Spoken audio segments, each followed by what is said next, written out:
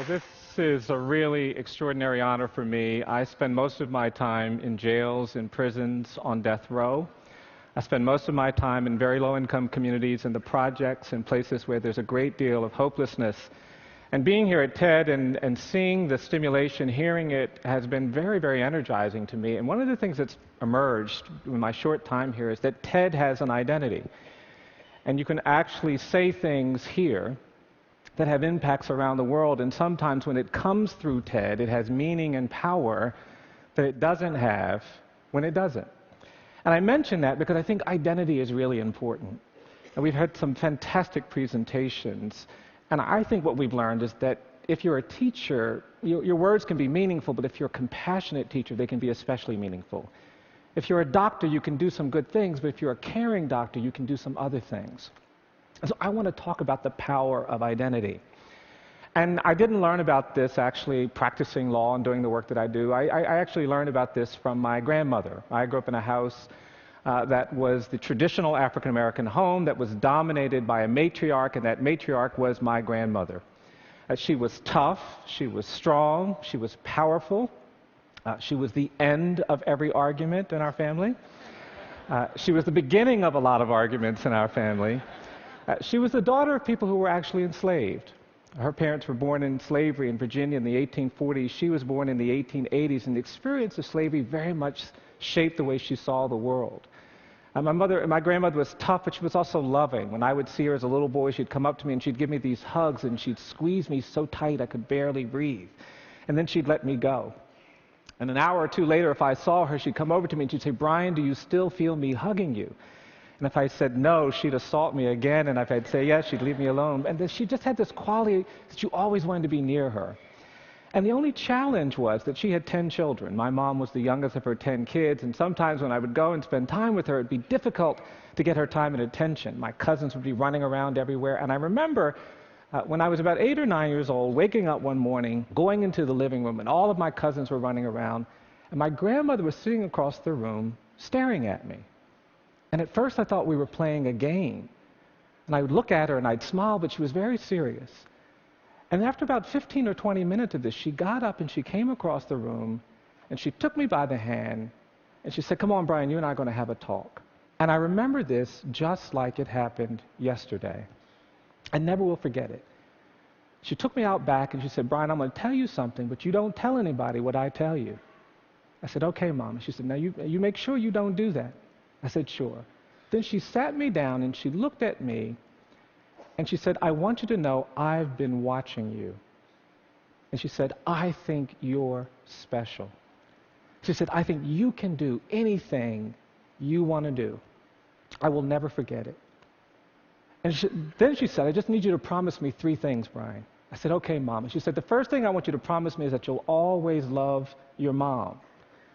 She said, "That's my baby girl, and you have to promise me now you'll always take care of her." Well, I adored my mom, so I said, "Yes, Mama, I'll do that." Then she said, "The second thing I want you to promise me is that you'll always do the right thing, even when the right thing is the hard thing." And I thought about it, and I said, "Yes, Mama, I'll do that." Then finally she said, "The third thing I want you to promise me is that you'll never drink alcohol." Well, I was 9 years old, so I said, "Yes, Mama, I'll do that." I grew up in the country in the rural South, and I have a brother a year older than me and a sister a year younger. And when I was about 14 or 15, one day my brother came home and he had this 6-pack of beer. I don't know where he got it. And he grabbed me and my sister, and we went out in the woods, and we were kind of just out there doing the stuff we crazily did. And he had a sip of this beer, and he gave some to my sister, and she had some, and they offered it to me. And I said, no, that's okay. Y'all go ahead. I'm not going to have any beer. And my brother said, "Come on, we're doing this today. You always do what we do. I had some, your sister had some. Have some beer." I said, "No, I don't feel right about that. Y'all go ahead. And then my brother started staring at me. He said, what's wrong with you? Have some beer." Then he looked at me real hard. He said, "Oh, I hope you're not still hung up on that conversation Mama had with you." I said, "Well, what are you talking about?" He says, "Oh, Mama tells all the grandkids that they're special." I was devastated. And I'm going to admit something to you. I'm going to tell you something I probably shouldn't. I know this might be broadcast broadly, but I'm 52 years old, and I'm going to admit to you that I've never had a drop of alcohol. I I don't say that because I think that's virtuous. I say that because there is power in identity. When we create the right kind of identity, we can say things to the world around us that they don't actually believe make sense. We can get them to do things that they don't think they can do. When I thought about my grandmother, of course she would think all her grandkids were special. My grandfather was in prison during Prohibition. My male uncles died of alcohol-related diseases, and these were the things she thought we needed to commit to. Well, I've been trying to say something about our criminal justice system. This country is very different today than it was 40 years ago. In 1972, there were 300,000 people in jails and prisons. Today, there are 2.3 million. The United States now has the highest rate of incarceration in the world. We have 7 million people on probation and parole, and mass incarceration, in my judgment, has fundamentally changed our world.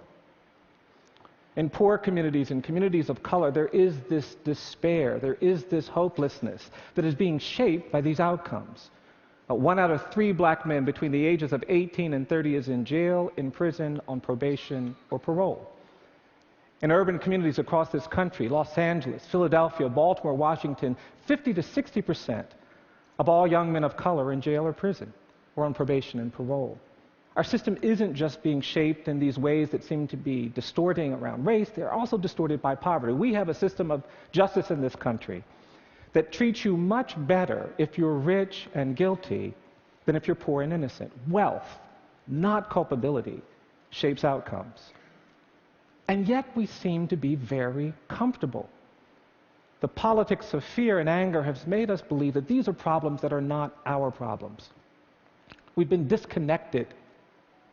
It's interesting to me. We're looking at some very interesting developments in our work. My state of Alabama, like a number of states, actually permanently disenfranchises you if you have a criminal conviction. Right now in Alabama, 34% of the black male population has permanently lost the right to vote. We're actually projecting in another 10 years, the level of disenfranchisement will be as high as it's been since prior to the passage of the Voting Rights Act, and there is this stunning silence. I represent children. A lot of my clients are very young. The United States is the only country in the world where we sentence 13-year-old children to die in prison. We have life imprisonment without parole for kids in this country. And we're actually doing some litigation. Only country in the world. I represent people on death row. It's interesting, this question of the death penalty.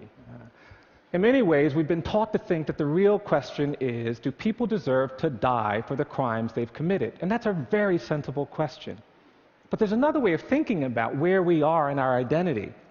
The other way of thinking about it is not, do people deserve to die for the crimes they commit, but do we deserve to kill? I mean, it's fascinating. Death penalty in America is defined by error. For every 9 people who have been executed, we've actually identified 1 innocent person who's been exonerated and released from death row. A kind of astonishing error rate. 1 out of 9 people, innocent. I mean, it's fascinating. In aviation, we would never let people fly on airplanes if for every 9 planes that took off, 1 would crash. But somehow we can insulate ourselves from this problem. It's not our problem. It's not our burden. It's not our struggle. Well, I talk a lot about these issues. I talk about race and this question of whether we deserve to kill. And it's interesting, when I teach my students about African American history, I tell them about slavery. I tell them about terrorism, the era that began at the end of Reconstruction that went on to World War II. We don't really know very much about it, but for African Americans in this country, that was an era defined by terror. In many communities, people had to worry about being lynched. They had to worry about being bombed. It was the threat of terror that shaped their lives. And these older people come up to me now, and they say, Mr. Stevenson, you give talks, you make speeches, you tell people to stop saying we're dealing with terrorism for the first time in our nation's history after 9/11. They tell me to say, tell them that we grew up with that. And that era of terrorism, of course, was followed by segregation, decades of racial subordination and apartheid. And yet we have in this country this dynamic where we really don't like to talk about our problems. We don't like to talk about our history. And because of that, we really haven't understood what it's meant to do the things we've done historically. And we're constantly running into each other. We're constantly creating tensions and conflicts. We have a hard time talking about race. And I believe it's because we are unwilling to commit ourselves to a process of truth and reconciliation. In South Africa, People understood that we couldn't overcome apartheid without a commitment to truth and reconciliation. In Rwanda, even after the genocide, there was this commitment. But in this country, we haven't done that. I was giving this lecture in Germany, some lectures in Germany about the death penalty. It was fascinating because one of the scholars stood up after the presentation and said, well, you know, it's deeply troubling to hear what you're talking about. I said, well, we don't have the death penalty in Germany. And of course, we can never have the death penalty in Germany. And the room got very quiet, and this woman said, there's no way with our history we can ever engage in the systematic killing of human beings. It would be unconscionable for us to, in an intentional, deliberate way, set about executing people. And I thought about that. What would it feel like to be living in a world where the nation-state of Germany was executing people, especially if they were disproportionately Jewish? I couldn't bear it. It would be unconscionable. And yet in this country, in the states of the Old South, we execute people. We are 11 times more likely to get the death penalty if the victim is white than if the victim is black, 22 times more likely to get it if the defendant is black and the victim is white. In the very states where there are buried in the ground the bodies of people who were lynched, and yet there is this disconnect.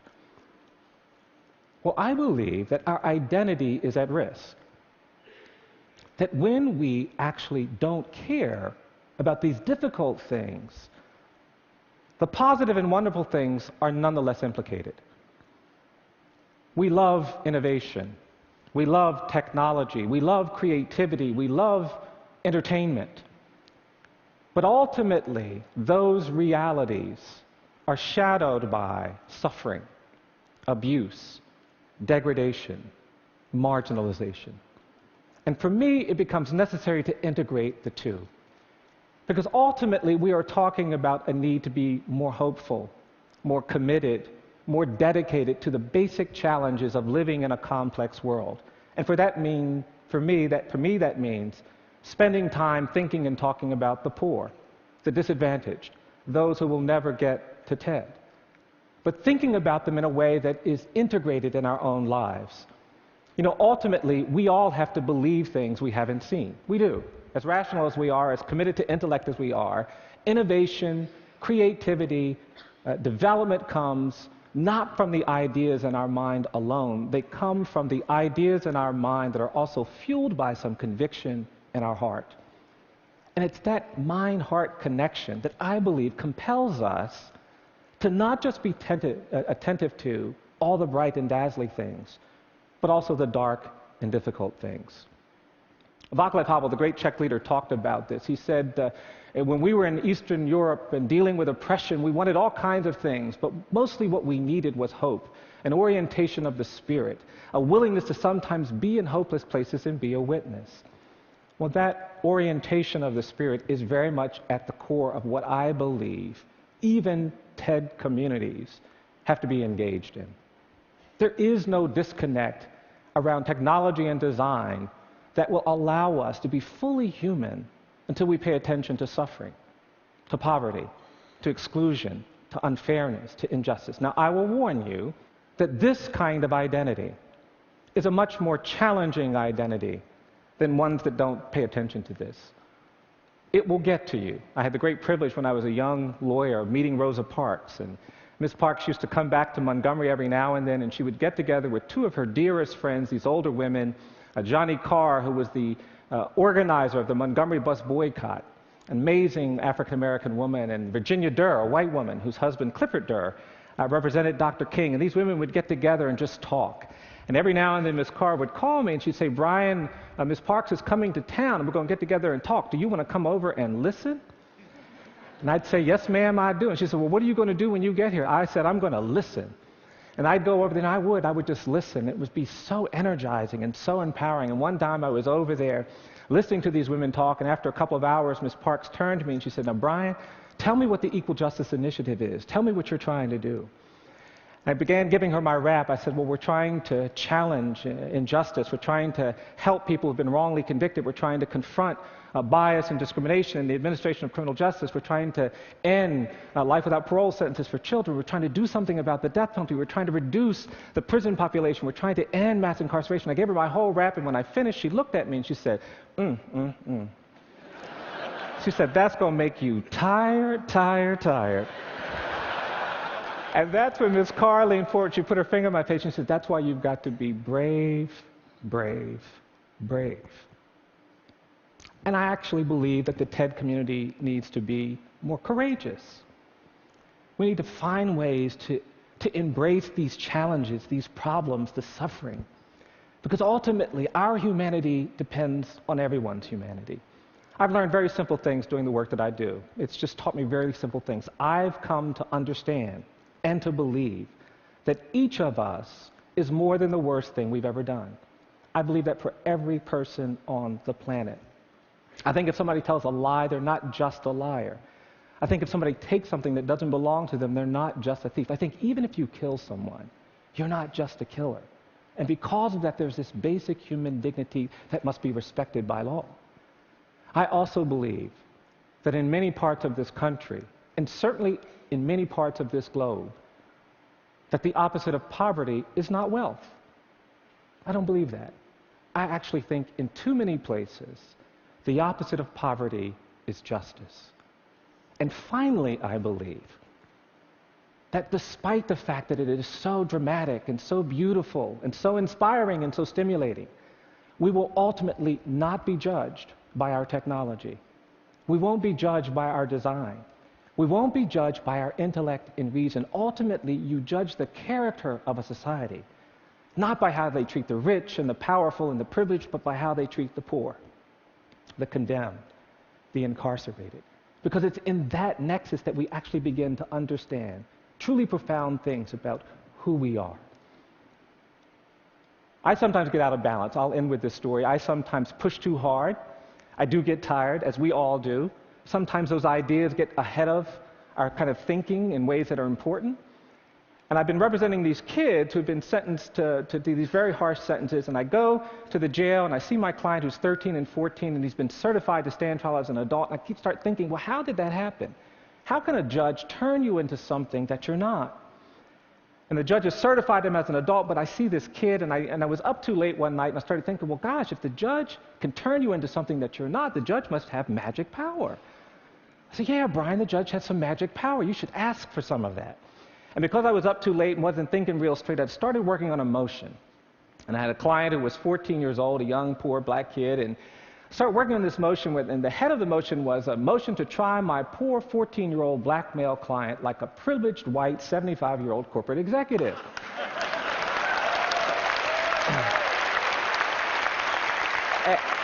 And I put in my motion that there was prosecutorial misconduct and police misconduct and judicial misconduct. There was a crazy line in there about how there's no conduct in this county, it's all misconduct. And the next morning I woke up and I thought, now, did I dream that crazy motion or did I actually write it? And to my horror, not only had I written it, but I had sent it to court. A couple months went by and I just had forgotten all about it. And I finally decided, oh gosh, I got to go to the court and do this crazy case. And I got in my car and I was feeling really overwhelmed. And I got in my car and I went to this courthouse and I was sitting, oh, this is going to be so difficult, so painful. And I finally got out of the car and I started walking up to the courthouse. And as I was walking up the steps of this courthouse, there was an older black man who was the janitor in this courthouse. When this man saw me, he came over to me and he said, who are you? I said, I'm a lawyer. He said, you're a lawyer?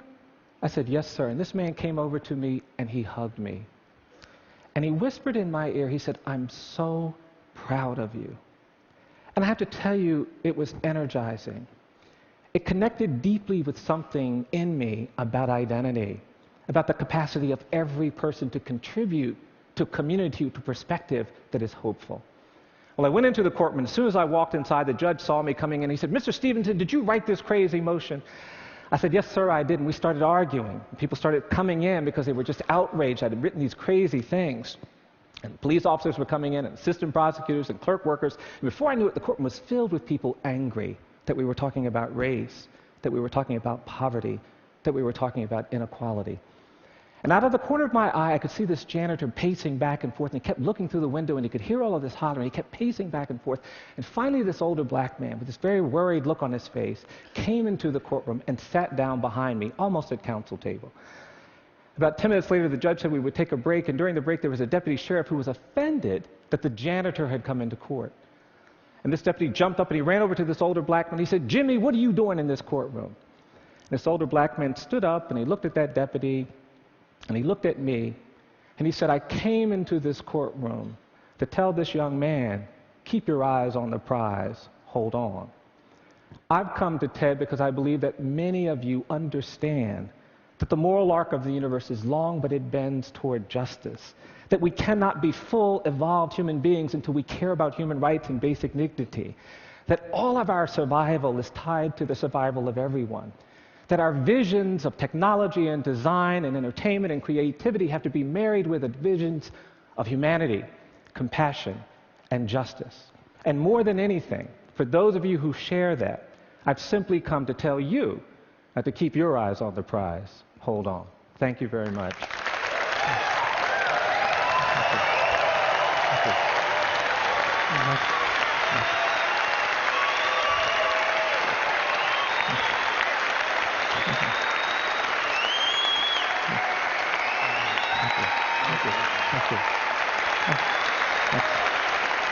Brian, so you heard and saw an obvious desire by this audience, this community, to help you on your way and to do something on this issue. Other than writing a check, what could we do?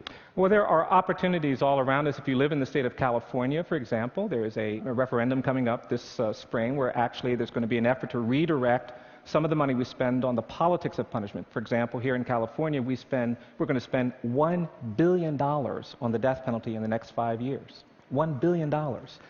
And yet, 46% of all homicide cases don't result in arrests. 56% of all rape cases don't result. So there's an opportunity to change that. And this referendum would propose having those dollars go to law enforcement and safety. And I think that opportunity exists all around us. Now, there's been this huge decline in crime in America over the last 3 decades. And part of the narrative of that is sometimes that it's about increased incarceration rates. What would you say to someone who believed that? Well, actually, the violent crime rate has remained relatively stable. You know, the great increase in mass incarceration in this country wasn't really in violent crime categories. It was this misguided war on drugs. That's where the dramatic increases have come in our prison population. And we got carried away with the rhetoric of punishment. And so we have 3 strikes laws that put people in prison forever for stealing a bicycle, or for low-level property crimes, rather than making them give those resources back to the people who they victimized. I believe we need to do more to help people who are victimized by crime, not do less. And I think our current punishment philosophy does nothing for no one. And I think that's the orientation that we have to change. Brian, you've struck a massive chord here. You're an inspiring person. Thank you so much for coming to TED. Thank you. Thank